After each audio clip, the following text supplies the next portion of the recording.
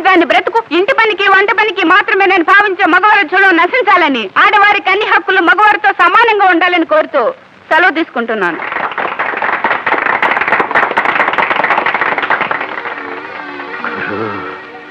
పచ్చ చీర పంచదార చిలుక నేను చెప్పిన కలరదే.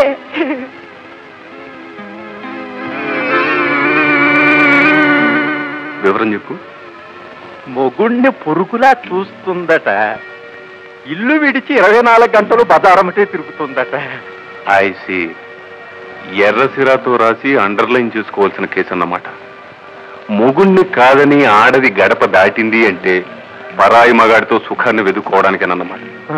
లా ఆఫ్ సెక్షువల్ అడ్జస్ట్మెంట్ అని మీ గురువు గారు కనిపెట్టిన సూత్రం. విప్లవ వనితలకు నమస్కారాలు. నేను శ్రీనగర్ లో కట్టించాలనుకున్న అనాథాశ్రమం గురించి మీ అందరికీ తెలిసిన విషయమే. 10 లక్షల ఖర్చుతో నిర్మించే ఆ ఆశ్రమంలో కొన్ని వందల మంది పేద బిడ్డలకు భోజన వసతులు ఏర్పాటు చేయాలని నా కోరిక. కనుక ఇంత మంచి పనికి మీకు తోచని విరాళాలు ఇస్తారని ఆశిస్తున్నాను. ముందుగా మన సెక్రటరీ అరుణ్ గారు తమ విరాళాన్ని ప్రకటిస్తారు. ఆవిడకేమండి, ఆవిడ తాహతీవో 25,000 ఇవ్వచ్చు. ఇవ్వచ్చు, ఇవ్వాలి కూడా.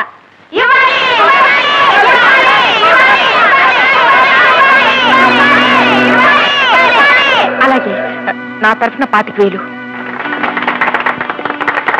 25,000 ఇచ్చిందంటే బంగారు బాతేనన్నమాట. తక్షణం వాళ్ళ విసిరాలి. కమాన్.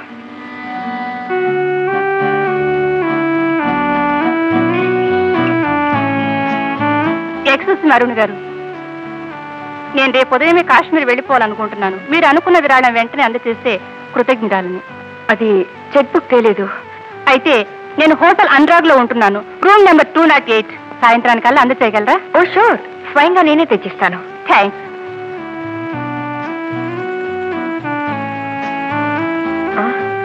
ఏమిటి ఆలోచిస్తున్నావు? 25,000 ఒకేసారి ఎక్కడి నుంచి తేవాలని. ఓష్, అదే నీ చెప్తా పదా. పదమ్మా. హలో మిసెస్ అరుణ. నిస్వార్థ బుద్ధితో మహిళల సంక్షేమానికి కృషి చేస్తున్న మీలాంటి ఆదర్శమూర్తుల గురించి విదేశాల వారికి కూడా తెలియజేయాలనే ఉద్దేశంతో అమెరికన్ మ్యాగజైన్ లైఫ్ లో మీ ఇంటర్వ్యూ ఒకటి వేయాలనుకుంటున్నాం. ఎక్స్క్యూజ్ మీ, మీరు హోల్ ఇండియాలో లైఫ్ కి ఈయనొక్కరే విలేకరి. ఎన్ని లక్షలు ఇవ్వండి, ఎవరి ఫోటోలు వేయరండి. మిమ్మల్ని చూశాం, ఫోటో తీద్దాం వేద్దాం అని చెప్పేసి మా అంతటా మేమే నిర్ణయం చేసుకున్నాం. ఈయన పేరు Gopalakrishna. Thank you very much. కృష్ణలీలాపురంలో 4వ నంబర్ ఇంట్లో నా ఫోటో స్టూడియో ఉంది. ఈ రోజు సాయంత్రం మీరు అక్కడికి రాగలిగితే వెంటనే నిలువెత్తు ఫోటో తీస్తాం, పబ్లిష్ చేస్తాం. నా గురించి మీరు తీసుకుంటున్న ఇంట్రెస్ట్ కి చాలా థ్యాంక్స్. అమెరికన్ మ్యాగజైన్ లో నా గురించి ఇంటర్వ్యూ పట్టడం అంటే, ఓహ్, సాయంత్రం తప్పకుండా వస్తాను. ఓకే.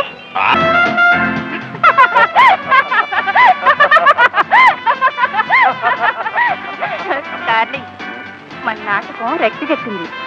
ఓ ₹1,00,000 వచ్చేలా ఉన్నాయి. ఆ డబ్బుతో శ్రీనగర్ లో అనాథాశ్రమం కాదు డార్లింగ్, ఆనందాశ్రమం కట్టుకుని హాయిగా ఉండొచ్చు. ఎంత నాటకం ఆడింది. అనాథాశ్రమం చెప్పి అసలు దీన్ని పోలీసులు పట్టించాలి. ఆగమ్మా, మోసగించడం ఇలాంటి వాళ్ళకి మామూలే. ఇంత మోసగా కనుకోలేదు. మోసగాళ్ళు కూడా మనతో పాటు మన మధ్య ఉంటారు. వాడికి 16 తలలు 36 చేతులు ఉండవు. తెలుసుకోకపోవడం మందే తప్పు. దాని పాపాన్ని అదే పోతుంది. నువ్వు ముందు ఇక్కడి నుంచి పద.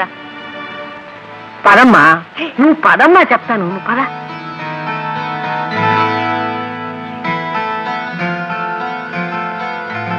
నువ్వించి వెళ్ళు.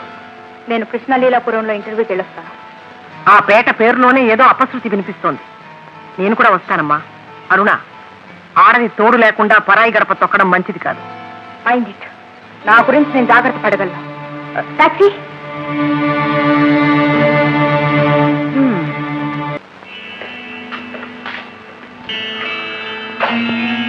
చంద్రబింబం నా గదిలోకి వచ్చినంత కాంతివంతంగా ఉంది కదా.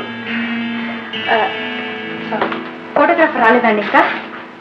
ఎందుకండి, నేనే తీస్తాను మీ ఫోటో. లైఫ్ వాళ్ళు ఎవరు ఇంకా రాలేదండి?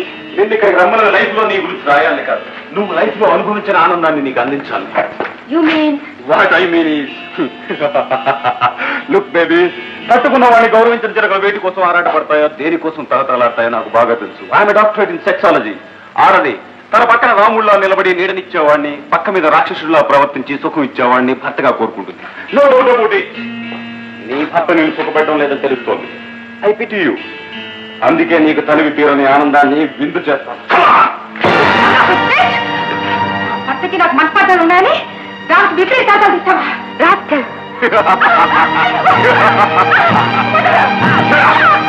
ఎంత అరిచి పెట్టుకున్నా సరే దేవుడు నిన్ను కాపాడేవాళ్ళు.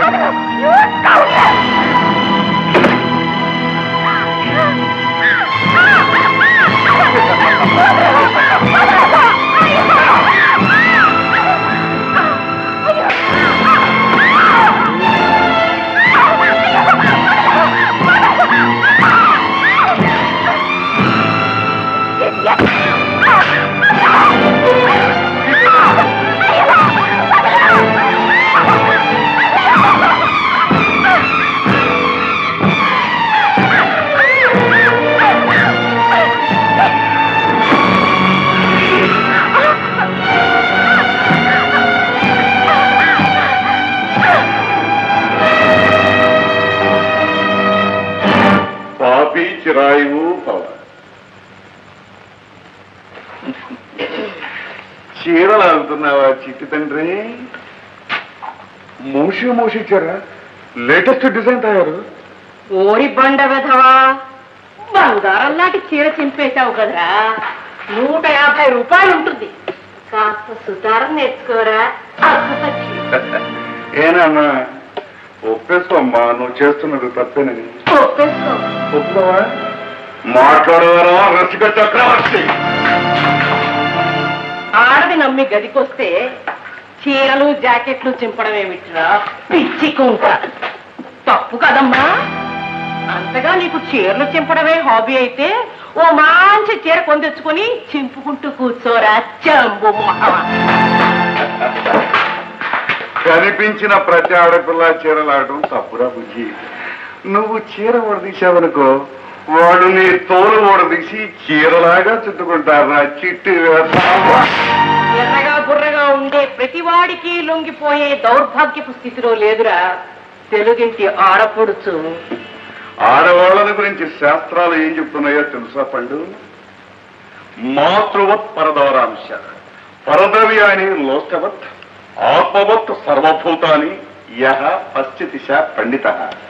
అర్థం తెలుసా బాబు? ఎవరో నీ తెలుగు మాస్టర్. నేను చెప్తాను మీరు. పరకాంతలను తల్లిలాగా, పరుల సొమ్మును మట్టిలాగా, సర్వజీవులను తనలాగా చూసుకునేవాడే నిజమైన విజ్ఞానవంతుడు. ఒక్కొక్క శాస్త్రాలను చదవటం కాదురా కామశాస్త్రి. ఇదిగో ఇలాంటి శ్లోకాలను పుస్తకాలను చదువుకో, బాగుపడతావు. ఎక్కడ దొరుకుతాయో తెలుసా? వెంకటరామాయణికలో దొరుకుతాయి బాబు. పదనాయన రామాడు. బాబు జాగ్రత్తగా ఉండు. ఎలా బతుకుతావో ఏమో పిచ్చి సన్యాసి.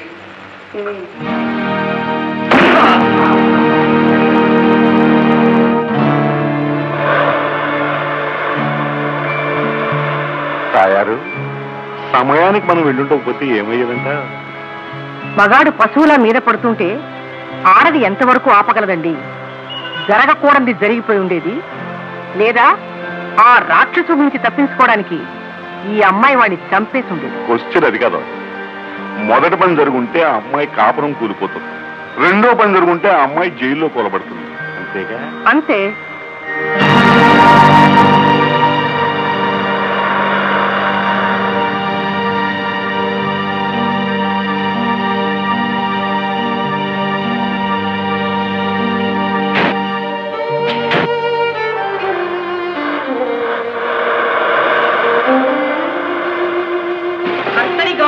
ఆడదానికి సమాజంలో విలువ లేదండి.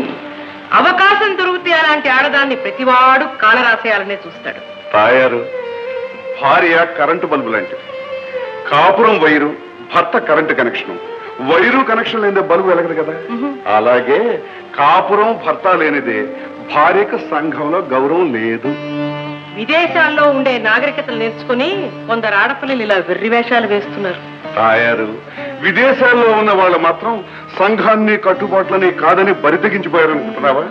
పల్లెటూళ్ళలో మొలిచే పల్లేరు మొక్కకైనా ఫారెన్ లో మొలిచే క్రోడన మొక్కకైనా చెట్టు బతకాలంటే మట్టి నీరు ఉండి తీరవలసిందే. అలాగే ఏ దేశంలోనైనా ఆడది సంఘంలో గౌరవంగా బతకాలి అంటే మగవాడి తోడు నీడ ఖచ్చితంగా ఉండి తీరవలసిందే.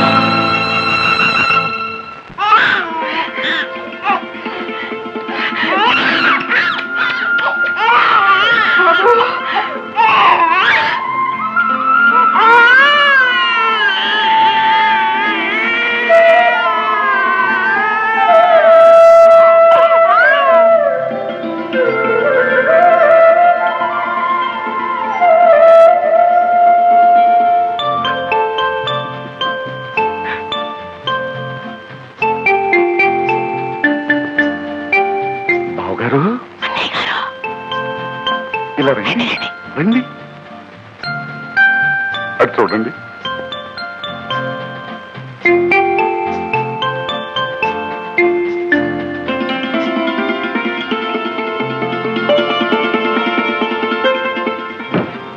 మధు, ఇన్నాటికి ఇంటికి మంచి రోజులు వచ్చారా? ఏమిటన్నా పేరుకి మాత్రమే అమ్మాయిన అరుణ, ప్రవర్తనలో కూడా అమ్మగా మారిపోయింది. తెలుసు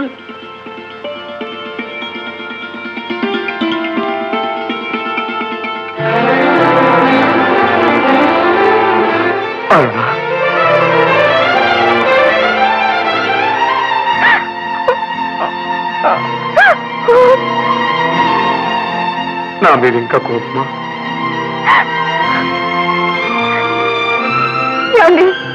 నన్ను మన్నించండి. ఇన్నాళ్ళు తూరపు కొండలు నూనె పని భ్రమపడ్డాను. ఎండమావుల్లో అమృతం దొరుకుతుందని ఆశపడ్డాను. ఆచరించే భర్తని ఆప్యాయంగా చూసుకునే నా వాళ్ళని కూడా కాదన్నాను. ఆడదానికి ఇంటిని మించిన స్వర్గం లేదని ఇప్పుడు తెలుసుకున్నానండి. ఇప్పుడు తెలుసుకున్నాను.